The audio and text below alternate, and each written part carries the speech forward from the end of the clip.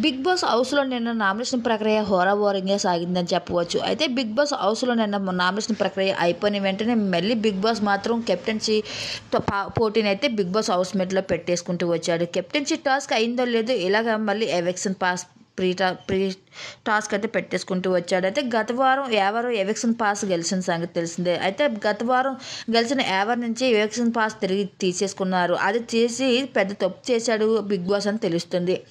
అయితే మళ్ళీ రెండోసారి eviction pass pre pass task పెట్టేసి ఈ టాస్క్ ఒక టాస్క్ అయితే ఇవ్వడం జరిగింది. ఈ టాస్క్లో హౌస్ మేట్ అందరూ కూడా పాల్గొనడం అయితే జరిగింది. ఈ టాస్క్లో ఎవరు గెలుస్తారో వాళ్ళకి ఎవిక్షన్ ప్రీ పాస్ వస్తుందని బిగ్ బాస్ తెలియజేయడంతో ఈ టాస్క్లో రైతు బిడ్డ అయితే గెలిచాడు. రైతు బిడ్డకి ఎవిక్షన్ ప్రీ పాస్ అయితే ఇవ్వడం అయితే జరుగుతుంది.